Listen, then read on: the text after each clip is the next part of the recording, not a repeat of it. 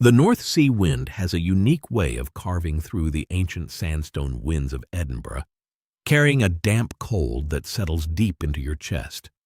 I sat on the cold, freezing stone step of a tenement off the Royal Mile, watching my breath vanish into the yellow glow of a gas lamp.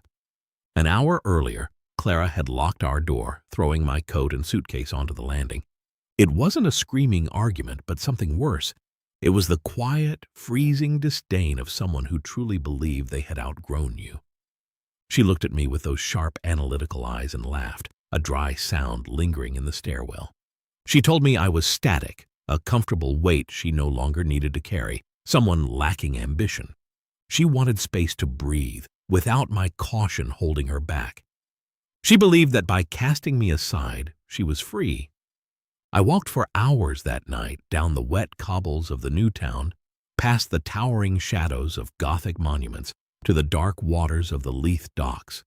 The rain began as a misty drizzle coating my face, but my mind felt remarkably clear, stripped of the anxiety of previous months.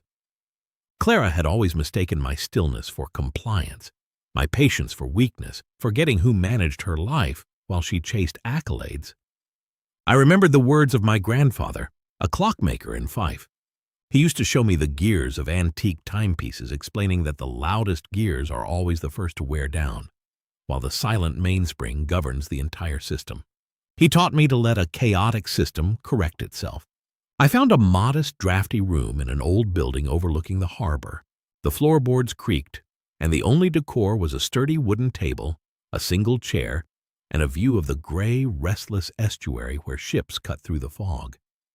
It was here, surrounded by the crying of gulls, that I began my quiet work. I avoided quick anger.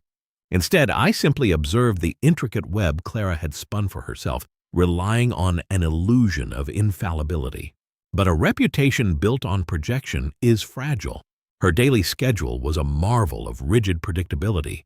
Her morning espresso at the Gallery Cafe, her midday meetings with private collectors, her weekly dinners with colleagues, and her late-night ledger reviews. The first movement was imperceptible.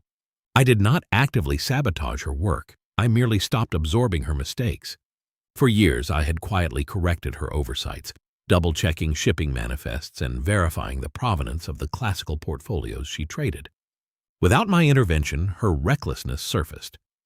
I redirected a minor inquiry from a Parisian gallery, allowing it to sit in her public inbox rather than resolving it before she noticed.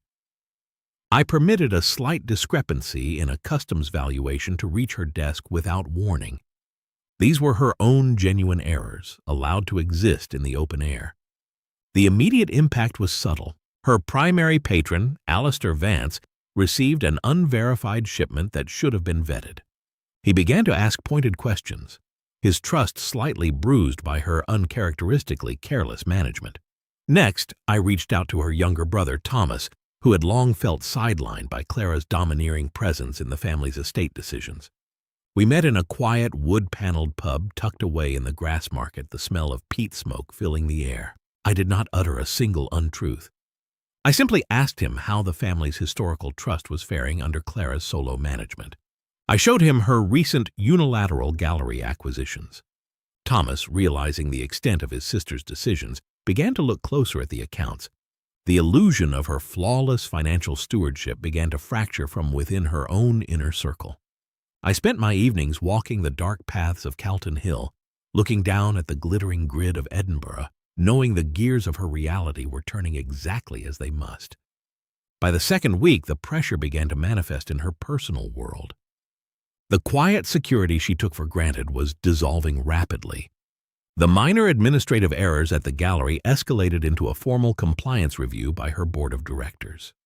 Her calls to her brother went completely unanswered, replaced instead by formal inquiries from their family attorney.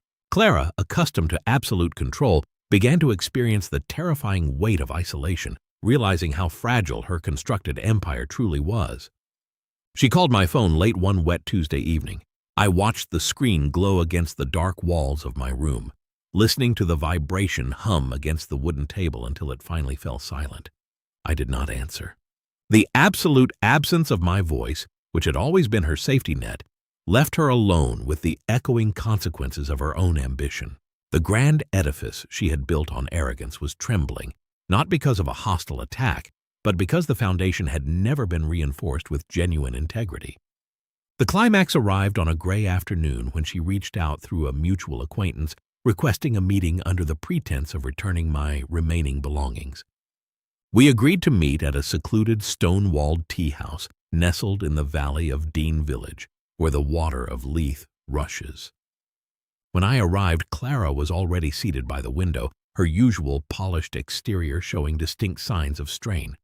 Her fingers nervously traced the rim of her cup, and her eyes, once so sharp and dismissive, looked tired, searching the room with an unfamiliar vulnerability. I sat down opposite her, offering no hostility, no grand gestures, just a calm, unwavering presence.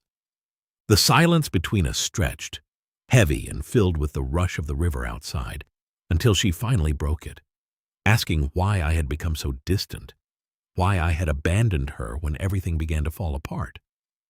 I looked at her, not with anger, but with the quiet clarity of a surveyor assessing a landscape. I told her that she had asked for space, and I had simply given her the room to experience her choices.